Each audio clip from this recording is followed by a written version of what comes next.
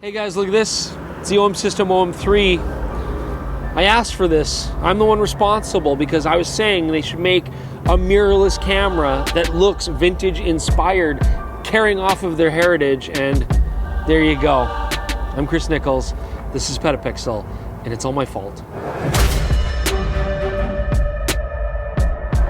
So today's camera of choice is the OM System OM-3, but today's SD card of choice is the OWC Atlas Ultra 256 gigabyte SD card. Now this is a V90 speed card, incredibly fast, 300 megabytes per second.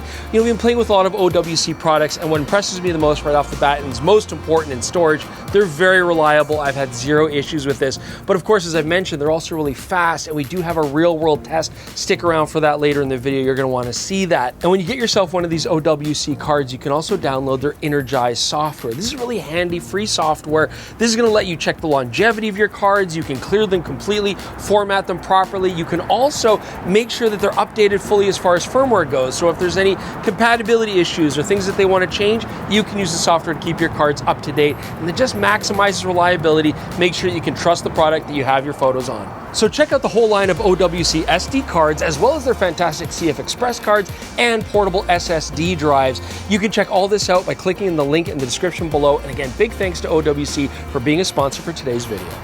So you guys may have noticed I'm not wearing a winter coat. We're not in freezing cold Canada. Instead, we're actually in the lovely city of Palo Alto in San Mateo County, California. And look at this beautiful camera. I mean, this is the brand new OM-3. And I have given OM System a little bit of criticism in the past for basically taking older Olympus bodies, just rehashing them with a new name. I mean, the OM-5 is a great example. That is basically an EM5 Mark III, same body, a few updates, but effectively the same internals, just given a new name. Okay, so where does that leave us here with this admittedly gorgeous OM-3 body? Well, is this just a rehash of an existing camera?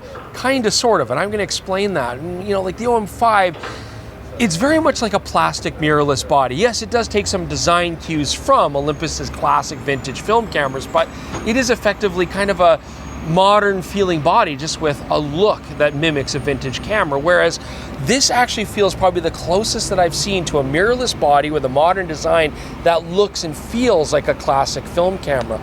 But effectively, it does have the internals of the OM-1 Mark II. In fact, we're gonna find out it copies a lot from that camera. Okay, so let's talk about this body design, which I've already said I think is gorgeous, and it just feels really good. It feels high quality, and I think a big part of that is because of the extra weight in this camera. 496 grams. I mean, that's a quarter of a knock for a mirrorless compact micro four thirds body. It feels quite a bit heavier than what you expect out of more of a plastic mirrorless body, and that's because this is not plastic. This has a metal top and bottom plate, and that really does add to that higher quality feeling. It looks gorgeous, it looks prestigious, but it's not just jewelry. Like many OM System cameras, this is very rugged. It's got an IP53 rating, so it's going to survive a lot of rough environments. So let's start with dials, because actually they really do aid the feeling of this camera being really high quality. They're all metal, they've got really nice cut knurling. I mean, it does feel really good. Over here on the left of the camera, we've got a selector switch. This takes us through photo mode, dedicated video mode, and then your slow and quick video features. So you've got that dedicated there. We do have a small on-off switch here over on the left. Jordan doesn't love the placement of this switch, okay? So I know, sometimes it's nice to have this where the shutter is. This can be a little bit annoying, but you can actually customize this. On the back of the camera, we have our classic Mode 1, Mode 2 selector switch. This is something that a lot of Olympus and OM System cameras have. You can actually customize this to be the on-off button and this to be the selector switch if you really don't like this arrangement, but I'm not finding it too difficult to get used to. Nice command dial here on top with 5 different custom settings that we can store. I've seen these thumb dials before. They feel really good when you're holding the camera. I mean, they're easy to turn. They've just got the right amount of resistance. I also am going to mention that because this is a vintage inspired camera, it does have that classic front face that's just flush. There's no additional grip on there. I mean, even the OM-5 has a little bit of a plastic grip. I like that from the standpoint that it's very traditional, and I like the way it feels when I'm using lighter lenses. I will say though, with this 12-100 f4 being a heavier lens, or with other larger, bulkier lenses, sometimes this feels like you're kind of squeezing tight to keep a grip on that, or I'm just going to let the camera dangle, frankly, because there's not much else to hold on to there. Now on the back of the camera here, the first thing I want to point out, you know I love a good AF on button, and this does have an AF on button, but there's no autofocusing joystick. And it would have been nice to see something like that incorporated maybe around the AF on button. I mean, again, this is an OM system camera. You've got a good touch screen. I can use the joypad to move my autofocusing point around, but yeah, it would have been nice to have an autofocusing joystick. Right above it, as I've mentioned already, we do have the selector switch for mode 1 and mode 2. You can customize those for different autofocusing modes and zones, for example. And then there's a button here, the CP button. Now this is designed to bring up your computational photography features, which is a hallmark of OM system, one of our favorite things about these cameras. You get the exact same computational modes that you would on the OM1. So you're getting things like live ND, grad ND, higher res handheld multi-shot, tripod multi-shot, all these kind of cool things. They're all accessed through that button. However, you can customize that button to do whatever else you want, as well as the AF on button. I'm going to say this, for my money, I actually found that this AF on button's in a bad position for focusing. I don't like it. So I've actually reversed it. I can make the CP button the AF on button, make the AF on button the CP button, and I'm very happy and it's working great. 3, 2, 1, go on and lose your minds. Go on and lose it. Go on and lose it. Go on and lose it. 3, 2, 1, go on and lose your minds. Go on and lose it. 3, 2, 1, go on and lose your minds.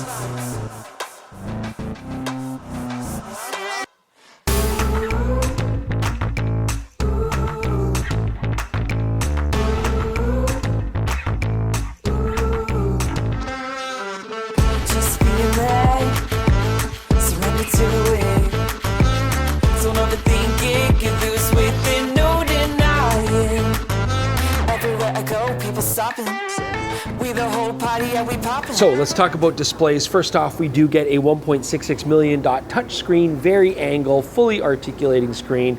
Great, no problems there. The EVF though, at least we have one, but it's a 2.36 million dot EVF, which again is bottom of the barrel at this point, and I really do wish that a camera like this had even a slightly higher resolution EVF. This is something where the OM1 Mark II with its 5.76 million dot EVF is going to totally blow this out of the water.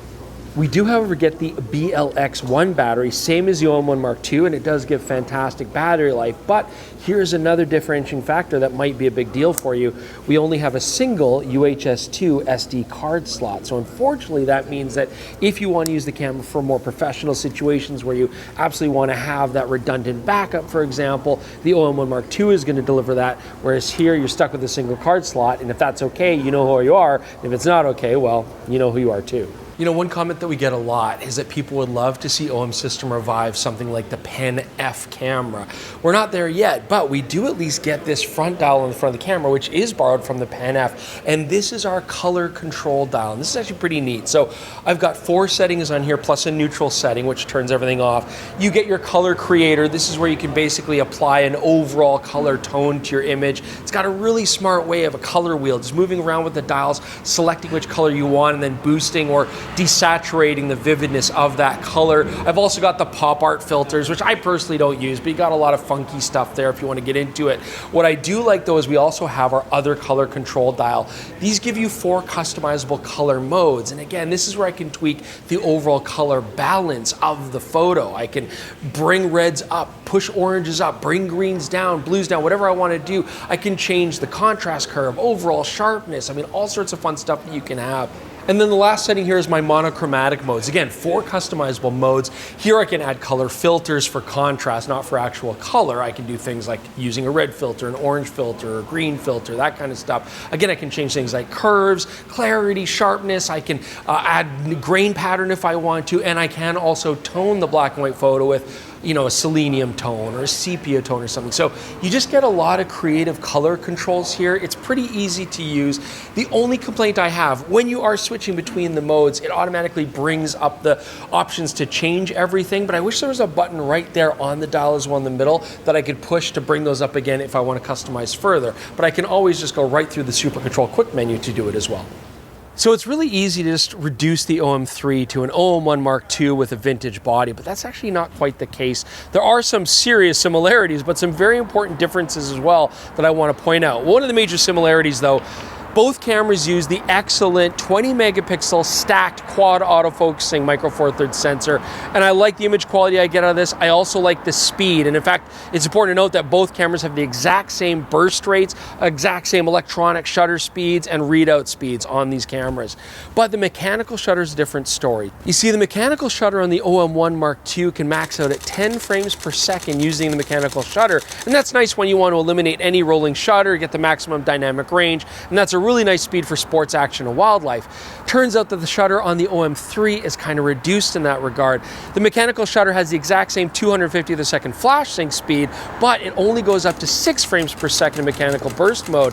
That's not a terrible speed. I mean, it's very usable for a lot of photography, but it will limit you when it comes to more serious stuff. So another big difference comes down to the IBIS unit in both these cameras. Now again, OM System are kind of famous for having rock solid IBIS performance in their bodies. The OM-1 Mark II can get up to 8.5 stops of IBIS performance when coupled with a compatible image stabilized lens. However, the OM-3 is down to 7.5 stops when synced with a compatible image stabilized lens. Now, to keep this in context, it is still really good. I mean, I was able to do some live ND work at night, as you can see here, getting streaking lights on the freeway, and it was still nice and solid. I was able to handhold for multiple seconds and still get a good shot. So performance is still good. However, there is a difference there. The OM-1 Mark II will give you better performance. Okay, so what else is similar? Well, both cameras have the exact same autofocusing algorithms, along with the new tracking modes and the new subject detection modes that we would find in the OM-1 Mark II. Exact same for photos, but actually not for video. We're going to talk about that in a bit, so stay tuned. However, when it comes to burst rates, as I mentioned, they're exactly the same, and that's a good thing because the OM-1 Mark II is a very fast shooting camera, very popular for wildlife, for example, and this should hold up pretty much in the same way. In electronic shutter mode, I can shoot up to 50 frames per second with continuous autofocus as long as I'm using compatible lenses that are able to do that. And if I don't need continuous autofocus, I can lock it off and shoot up to 120 frames per second. We also want to do a bit of a test here. So does that faster OWC card make a difference in this camera? Well, shooting a V30 speed card, which is like your most affordable choice right now, I'd get about 90 raw files in a burst at 60 frames per second, which fills up pretty quick. And then it would take almost 40 seconds to clear that buffer out completely to the card. Using the OWC V90 card, I would get that 90 shots as the buffer. I mean, that's going to be the same, but it cleared that card in just over 13 seconds. So that's an appreciable difference. So I want to talk a little bit more about the computational photo modes because, again, I just think it's one of the main hallmarks of the OM System cameras. I think it really does help have a camera where you don't necessarily need to bring filters or tripod with you. And it's also nice to see that, as I mentioned before, we have exactly the same modes that we had in the OM-1 Mark II. So first off, you get basic stuff like being able to hand hold a shot. It'll do multiple shots and combine them together, give you a 50 megapixel image, which, as long as there's not a ton of movement, is really nice when you just want that extra resolution. If you use a tripod, you can get up to 80 megapixels. That's very handy. This also does have live ND, and that's really nice where you can mimic a slow shutter speed effect without having to have ND filters. I love this for any time you want to blur water, for example, like in waterfalls and rivers, and not have to bring filters with you. I do want to mention, though, Jordan is still a little perturbed with the fact that if you want to do time lapses using the intervalometer, you cannot use live ND with that. He had to screw on classic filters, and we really wish that would change. And I think that's just a factor of OM System needing a little bit more processing power in their cameras. So hopefully that'll happen in the near future. We also get graduated ND filters. That's really nice. You got a bright sky and you can just bring it down by 3 stops. You also get things like multiple exposure and HDR exposure. And again, I don't tend to use those. I just like to shoot raw, but it's nice to have this whole repertoire of really useful computational modes. Now, the OM-3 does have some very interesting changes when it comes to video. So let's go over to Jordan next. He's going to talk about that. All right, so we're going to step away from lovely California and go to the frozen, heinous Alberta winters to talk about the video capabilities on the OM-3, which is filming me right now. But before we get to that, I just want to mention our latest shirt is the new Film on Location, You Cowards, and I'm taking my own advice like a f***ing idiot. So if you are also an idiot, you can get this shirt now on the PetaPixel merch store, store.petapixel.com. Okay, so where does the OM-3 fit in the OM Systems lineup? Well, this is a much more advanced video camera than the OM-5. Here we've got a headphone jack, we've got 10-bit recording, and the ability to do 4K 60p. It's actually extremely similar to what we saw with the OM-1 and the OM-1 Mark II, but there are some brand new features we haven't seen on any other OM bodies. The first of those is that previously we only had the ability to do autofocus speed -1 and +1, and if you had a subject moving towards or away from the camera, even with the +1 setting, often it would just kind of lag behind your subject. So now they've got autofocus +2 on this camera. So here you can see Chris walking towards the camera with the autofocus +1 that we had before, and you can see it's not quite keeping up with him. But now when we jump over to the autofocus +2, not only is the autofocus keeping up with Chris, but once he stops, you'll see it also doesn't overshoot on the focus. So if you've got a subject moving towards and away from the camera, this is obviously a big advantage. The other big advancement is we now have the OM Cinema profiles. Right now we're shooting on OM Cinema 1, which is kind of their more contrasty, punchy look. And the idea here is to get a more cinematic look without having to shoot log and apply a LUT on it. So it'll be nice for beginners. There's also the OM Cinema 2, which is just a little bit less contrast, a little bit less saturation. But there's a real problem with both of these modes, which is that they're only available in 8-bit H.264, which you might think, well, that's fine. I'm not planning to grade these, that's the whole idea of it, but there's a real issue with the OM-1, OM-1 Mark II, and now the OM-3 between shooting 8 and 10-bit video. And the issue is that when you're recording the 10-bit footage, it is much sharper and less noisy than the 8-bit footage. If you're shooting 10-bit, the only modes that you have available for you are OM log, which you're going to have to grade in post, or HLG, which is specifically for being displayed on a 10-bit display later. If you want just a nice, punchy, easy to share file, then you're looking at soft and noisy video coming off of this. This was a real issue with the OM-1, but they still didn't fix it with the OM-1 Mark II, and it's still here with the OM-3, and this is my biggest issue with this camera. Another major unresolved issue with this camera is actually on the histogram. When you're trying to meter out your scenes, if we're just shooting log and looking at a very flat profile, then it's giving you an accurate histogram. But if you switch on the display assist, which will now give you a nice punchy image to look at while you're shooting, while actually recording the log to the memory card, it changes the histogram. It switches it over to what's being displayed on the monitor, making it look like you have way less dynamic range than you actually do. So if you want to properly expose your image, you're always going to want to keep that view display assist off, which means you're always looking at a gross flat image while you're recording video, which is not an ideal situation. The other thing I was curious about is OM system cameras are famous for the stabilization, but as Chris mentioned, the stabilization is rated as a bit of a downgrade compared to the OM-1 and the OM-1 Mark II. Now, if you use mode 2, where it's only using the IBIS system, there I found very similar results to what I saw with the OM-1, maybe just very slightly less effective. But where I really like to use these is in stabilization mode 1, where it combines optical and a little bit of digital stabilization. And there you can see the results are really nice, almost looks like you're working with a gimbal. So I would say the stabilization's a bit downgraded for photo, but for video, it's still right up there with best in class. Now, the OM-3 is capable of some very nice results. The issue is there's just quite a few annoying things that really should have been fixed at this point. The other issue is the competition. This is a micro four thirds camera, and for a very similar price, you can get the Panasonic GH7, which is one of my favorite video cameras ever made. But if you really want to take out the OM-3 as a photo camera because you love the handling, the aesthetics, and you still want to get some decent video out of it, then this is definitely capable. But I don't think you should be buying it as a video first camera. All right, back to Chris in California. Lucky son of a... So I have to say right off the bat, I love this body. I love it for just like a compact on the shoulder, walk around camera with compact primes. I think it's a fantastic experience. but it is a little bit expensive. I mean, look, okay, this is $400 less than the OM-1 Mark II, and it is not an OM-1 Mark II. There are some things that you're giving up. For example, you're getting the lower quality EVF, you're getting the lesser IBIS performance, you're getting 6 frames per second in mechanical shutter mode limitations, and you're only getting that single SD card slot. Does that justify the $400 price difference? For $2,000, you can get a lot of Micro Four Thirds alternatives, and I think the one that really comes to mind is the Panasonic GH7, which perfectly fine looking camera, but in comparison to this, an absolute disgusting dog of a camera as far as looks go, I'm sorry. But it's way more versatile, a far superior video camera, a fantastic photographic camera, it's a way better hybrid.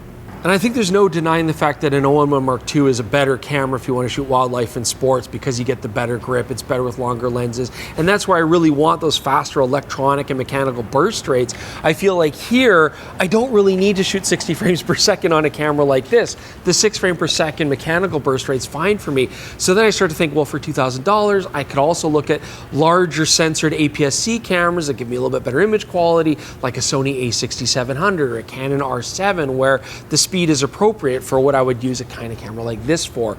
I still feel like there's no denying that this is a very beautiful looking and feeling and handling camera, and there is an experience there to be had. I do think there's going to be users that look at the OM-3 and just fall in love with it and covet it right off the bat. I get it, because I think it's a great camera in that regard.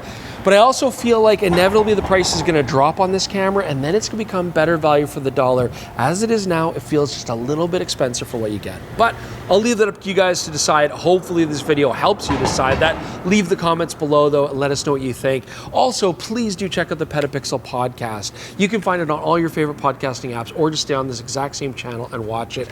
And do remember that you can also get a PetaPixel membership to PetaPixel.com, $3 a month or $30 a year, and then you can enjoy our website ad-free, check out all the wonderful articles, and there's also some really nice bonuses like 25% off the merch store at store.petapixel.com. We always appreciate you joining us, and we'll see you soon with more on PetaPixel. Just being there.